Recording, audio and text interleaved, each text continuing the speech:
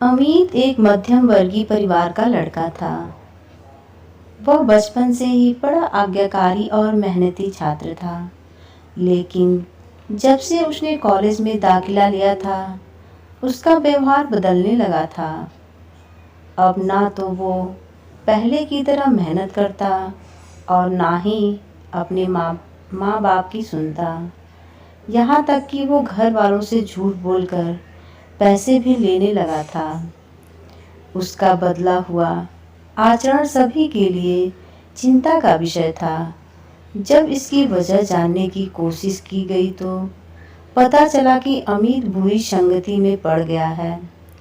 College में उसके कुछ ऐसे मित्र बन गए हैं जो फिजूल खर्ची करने, सिनेमा देखने और धूम्रपान करने के आदी हैं।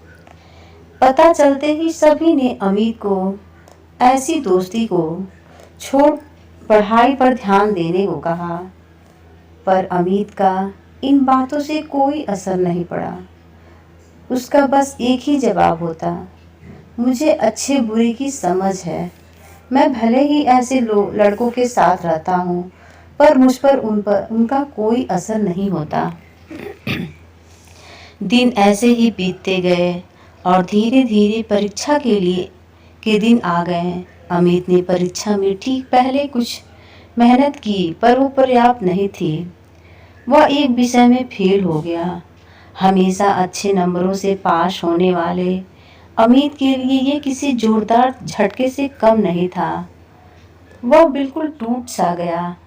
अब ना तो वह घर से निकलता और ना ही किसी से बात करता था। बस दिन रात अपने कमरे में पड़े कुछ सोचता रहता। उसकी यह स्थिति देख परिवारजन और भी चिंता में पड़ गए।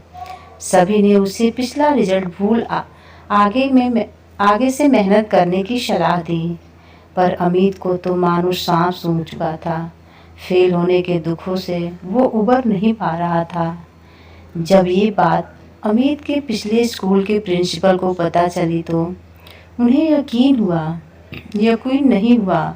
अमित उनके प्रिय छात्रों में से एक था और उसकी यह स्थिति जान उन्हें बहुत दुख हुआ। उन्होंने निश्चय किया कि वो अमित को इस स्थिति से जरूर निकालेंगे। इसी प्रयोजना से उन्होंने एक दिन अमित को अपने घर बुलाया।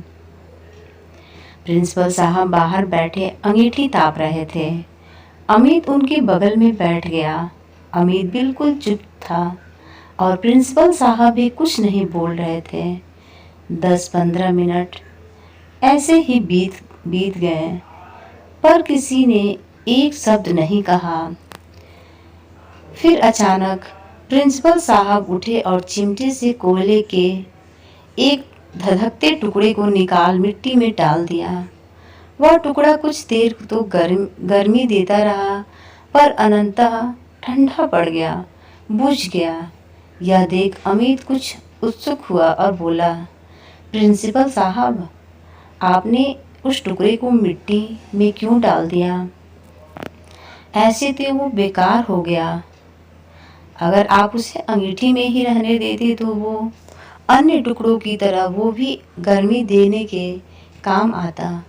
प्रिंसिपल साहब मुस्कुराए और बोले, बेटा, कुछ देर अंगीठी में बाहर रहने से वो टुकड़ा बेकार नहीं हुआ। लो, मैं उसे दोबारा अंगीठी में डाल देता हूँ। और ऐसा कहते हुए उन्होंने टुकड़ा अंगीठी में डाल दिया। अंगीठी में जाते ही वह टुकड़ा वापस धधक कर जलने लगा और पुनः गर्मी प्रदान करने लगा। कुछ समझे अमित? प्रिंसिपल साहब बोले, तुम उस कोयले के टुकड़े के समान ही हो। पहले जब तुम अच्छी संगति में रहते थे, मेहनत करते थे, माता पिता का कहना मानते थे, तो अच्छे नंबरों से पास होते थे। पर जैसे वो टुकड़ा कुछ देर के लिए मिट्टी में चला गया और बुझ गया, तुम भी गलत संगति में पड़ गए और परिणाम स्वरूप फेल हो गए। पर यहाँ जरूरी बात यह है कि एक बार फेल होने से तुम्हारे अंदर की वो सारे गुण समाप्त नहीं हो गए। जैसे कोयले का वो टुकड़ा कुछ देर मिट्टी में पड़े होने के बावजूद बेकार नहीं हुआ और अंगीठी में वापस डालने पर धधक कर जल उठा। ठीक उसी तरह तुम भी वापस अच्छी संगति में जाकर मेहनत कर एक बार फिर मेधावी छात्रों की श्रेणी में आ सकते हो। याद रखो, मनुष्य ईश्वर की बनाई सर्वश्रेष्ठ कृति है। उसके अंदर बड़ी से बड़ी हार को भी जीत में बदलने की ताकत है। उस ताकत को पहचानो, उसकी दी हुई असीम शक्तियों का प्रयोग करो और इस जीवन को सार्थक बनाओ।